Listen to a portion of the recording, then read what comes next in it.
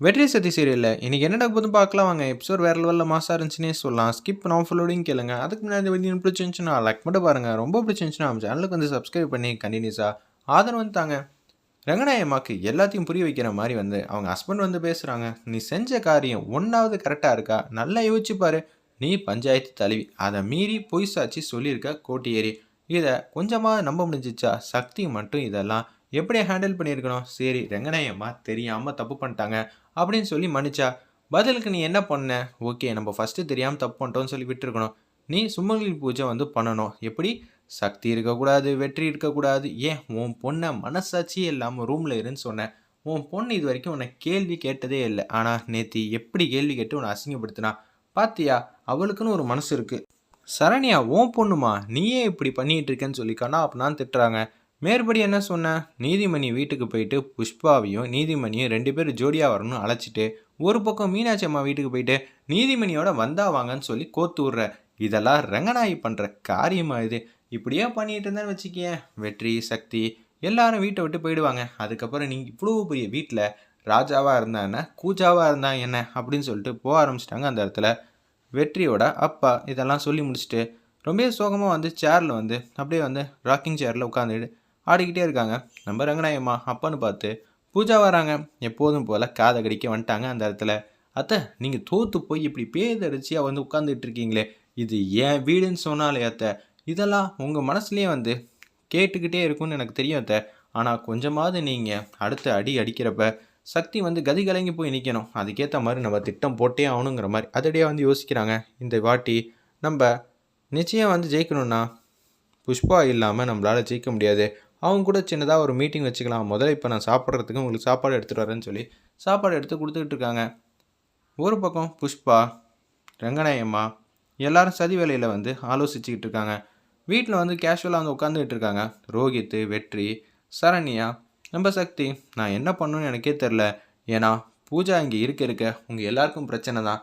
பூஜாவை இந்த வீட்டை விட்டு துரத்துருங்க. பூஜாவும் பிரச்சனை தான். அதே மாதிரி சரளா பூஜாவோட அம்மா, அது அதை விட ரொம்ப ஆபத்தானது. இதுங்க ரெண்டுத்தையும் துரத்திட்டிங்கன்னு வச்சுக்கிங்களேன், இந்த வீடே வந்து நிசத்தமாக அமைதியாகிடும். ரங்கநாயம்மா மனசை குழப்புறதும் கலைக்கிறதும் இதுவே வந்து கங்கனை கட்டிட்டு தொழிலாக வந்து அமைச்சிக்கிட்டு இருக்காங்க. ரங்கநாயம்மா நல்லவங்க தான், ஆனால் கெட்டவங்க பிடிமாட்டில் சிக்கிட்டாங்க. அப்படி இருக்கும்போது அவங்க என்னதான் நல்ல விதமாக யோசிச்சாலும் உங்களை வந்து அசிங்கப்படுத்துறதுக்கு தான் சக்தி இருக்கான்னு சொல்லி ஏற்றி ஏற்றி விட்டுக்கிட்டு இருப்பா. நான் இத்தனை நாளாக வந்து உங்கள் மனசுக்கு வந்து கஷ்டப்படும்னு நினச்சிட்டு தான் பூஜா விட்டு வச்சேன். நீங்கள் சொல்லிட்டீங்களே எதுவாக இருந்தாலும் பார்த்துக்கிறேன் அப்படின்னு சொல்கிறாங்க. அந்த இடத்துல நம்ம வெற்றி ஒரு பக்கம் சக்தி வந்து பூஜாவை துரத்தி விட்டாலும் உங்களுக்கு வாழ்க்கை என்ன ஆகும்? நான் அவளை அமெரிக்கா கூட்டிகிட்டு போயிடுறேன். அதுக்கப்புறம் அவளால் இந்தியாவே மறந்துடுவா. அப்படி இருக்க சூழ்நிலை இங்கே உங்கள் ஃபேமிலியை பற்றி நினச்சிட்டு இருப்பா. இதுக்கு அதான் தீர்மானம் அப்படிங்களா? அடுத்தது நான் என்னென்ன கேம் வச்சுருக்கேன் எனக்கு நல்லாவே தெரியும். நான் ப்ளே பண்ணி விளாண்டுக்கிறேன் அப்படின்னு சொல்லி நம்ம சக்தி வந்து மாசாக பேசுகிறாங்க. பூஜாவும் சரி இனிமேட்டு சரளாவும் இந்த வீட்டில் இருக்கவே முடியாது. அவ்வளோ குடைச்சல் கொடுக்க போகிறேன். அடி மேலே அடி வந்து அவங்களுக்கு நம்ம ரிட்டர்ன் கொடுத்துக்கிட்டே இருந்தால் துண்டை காணும் துணியை காணும் ஓட ஆரம்பிச்சிருவாங்க. அந்த நேரத்தை பயன்படுத்திக்கிட்டு பூஜாவுக்கு வேறு வாழ்க்கையே இல்லாத மாதிரி அமைச்சு விட்ருவோம்.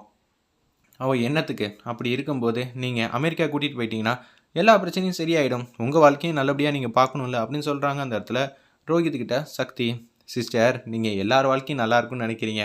ஆனால் பூஜா வந்து கடைசி வரைக்கும் திருந்த மாட்டேங்கிறா. அதான் பிரச்சனையாக இருக்குது. அதனால் உங்களை விட்டு தொலைவாக வந்து கூட்டிகிட்டு போனால் மட்டும்தான் நீங்கள் நிம்மதியாக இருக்க முடியும். 3 வில்லிகளும் வந்து டிஸ்கஸ் பண்ணிகிட்டு இருக்காங்க. பூஜா, ரங்கநாயம்மா ஒரு பக்கம், புஷ்பாவும் வந்திருக்காங்க.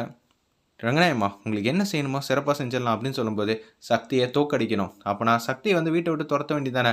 ஆமாம், இப்போ நான் சக்தியும் வெற்றியும் பிரித்தேன்னு வச்சுக்கேன். என் பையன் எனக்கு ஒரு கும்பிடு போட்டுட்டு, அம்மா நீ ஊருக்கு வேணால் நாட்டாமல் ஏறு, எனக்கு நாட்டாமல் இருக்கிறதுக்கு உனக்கு தகுதி இல்லைன்னு சொல்லி சக்தியை கையை பிடிச்சிட்டு அப்படியே வந்து 2 பேரும் போக ஆரம்பிச்சிருவாங்க. சக்தி என் வீட்டில் மட்டும்தான் இருக்கணும். வெற்றியும் சக்தியும் பிரிக்க முடியாது. ஏன் கண்ணு முன்னாடி இருந்து நான் கஷ்டம் கொடுக்குறத அவள் டெய்லி வந்து அனுபவிச்சுக்கிட்டே இருக்கணும். சொல்கிறதெல்லாம் கரெக்டு தான். இப்போ என்ன பண்ணலாம்? ரங்கநாயம்மா வந்து பேசுகிறது நிச்சயம் வந்து நடத்தி வைக்கணும்னா இன்னொரு வழி இருக்குன்னு பூஜா வந்து பேச ஆரம்பிக்கிறாங்க. நீங்கள் கார்த்திக்கு இன்னொரு கல்யாணம் பண்ணி வச்சுட்டா என்ன? ஏன்னா கார்த்திக்குங்கிறவன் யமுனாவோட புருஷன். யமுனாவோட புருஷனுக்கு வேற ஒரு கல்யாணம் பண்ணி வச்சுட்டா அதுவும் உங்கள் தலைமையில் அந்த கல்யாணம் வந்து நடக்கணும். நடந்தால் மட்டும்தான் சக்திக்கு திருப்பி அடி கொடுத்த மாதிரி இருக்கும். ஏன்னா கார்த்திக் கல்யாணம் பண்ணுற நினச்சி நீங்கள் வந்து சங்கடப்படாதீங்க. கோகிலாம்மா ஏற்கனவே இதை பற்றிலாம் பேசினாங்க. மன உளைச்சலில் இருக்காங்க. ஏன்னா யமுனாவை எத்தனையோ வாட்டி வந்து வீட்டுக்கு கூட்டு வந்து பார்த்தாங்க. அவள் வரமாட்டேன்ட்டு திமிரடியாக வந்து இருக்கா. அப்படி இருக்கும்போது அவன் வாழ்க்கையும் தன்னந்தனியாவே இருக்கிறது. கொஞ்சம் நம்மலாம் சேர்ந்து தானே வாழ வைக்கணுங்கிற மாதிரி யோசிக்கிறாங்க அந்த இடத்துல. நம்ம புஷ்பாவும் பூஜாவும் சரி நீங்கள் வீட்டுக்கு கூட்டிகிட்டு வாங்கன்னு சொன்னேன். வீட்டில் வந்து கேஷுவலாக உட்காந்துட்டு இருக்காங்க. நம்ம ரங்கநாயம்மா அப்பன்னு பார்த்து கோகிலாம்மா அவங்க ஹஸ்பண்டு புஷ்பா பூஜா பக்கத்தில் நின்றுட்டு இருக்காங்க. சொல்லுங்கள் எதுக்காக வர சொன்னீங்க? உங்கள் பையன் கல்யாணம் சம்மந்தப்பட்ட விஷயந்தான். நீங்கள் ஏதோ ஒரு நல்ல முடிவாக எடுத்திருப்பீங்க. என்ன ஏதுன்னு தெரிஞ்சுக்கலான்னு பார்த்தா இவ்வளோ தானா? நாங்கள் கூட அறக்க பறக்க ஓடி வந்தோமே. இதை என் பையன்கிட்ட எத்தனையோ வாட்டி சொல்லியாச்சுங்க. அவனுக்கு அடுத்தே போயிடுச்சு. நான் வாழ்ந்தா யமுனாவோட மட்டும்தான் வாழ்வேங்கிற மாதிரி வம்படியாக சொல்லிட்டு இருக்கான். என் பையனும் எத்தனை நாள் தான் பிரம்மச்சாரியாக வந்து இருந்துக்கிட்டே இருப்பான்? அவனும் பாவம் தானே. ஃபஸ்ட்டு கல்யாணம் பண்ணி வச்சா செட் ஆகிடும் தான் நினச்சோம். ஆனால் எங்களால் முடியல. இந்த கல்யாணத்தை நான் நடத்தி வைக்கிறேன். கார்த்திகை சம்மதம் பண்ண வேண்டியது என் பொறுப்பு. நான் நல்லபடியாக ஒரு பொண்ணை பார்த்து கல்யாணம் பண்ணி வைக்க வேண்டியது என் பொறுப்பு அப்படின்னு சொன்னேன். இப்போ தான் எங்களுக்கு ரொம்ப சந்தோஷமாக இருக்குது. இது மாதிரி செஞ்சிட்டிங்கன்னா ரொம்ப ஹாப்பியாக இருக்கும் எங்கள் குடும்பமேங்கிற மாதிரி அந்த இடத்துல ரொம்ப சந்தோஷமாக வந்து போகிறாங்க. போகிறத வந்து பார்த்துட்றாங்க நம்ம சக்தி. எதுக்கு கோகிலாம்மா இங்கே வந்திருக்காங்க? உடனே வந்து ஃபோன் அடிப்போன்னு சொல்லிட்டு ஃபோன் அடிக்கிறாங்க யமுனாக்கு. கார்த்திக்கிட்ட நீ எப்போ கடைசியாக பேசினேன்? பேசி வந்து பல மாதம் இருக்கும். நம்ம பேசவே இல்லையே. அச்சச்சோ நீ பேசு. ஏன்னா கோகிலாம்மாலாம் இங்கே வந்திருக்காங்க. கேஷுவலாக வந்திருக்காங்களா இல்லை வேறு எதுவும் பிரச்சனை இழுத்து வரணும்னு வந்திருக்காங்களான்னு தெரில. பேசிவிட்டு என்கிட்ட சொல்லுக்கா அப்படின்னு சொன்னேன். யமுனா வந்து பட்டமாக இருக்கிற மாதிரி காட்டி இந்த எபிசோட முடிச்சிருந்தாங்க. வெயிட் பண்ணி பார்ப்போம்.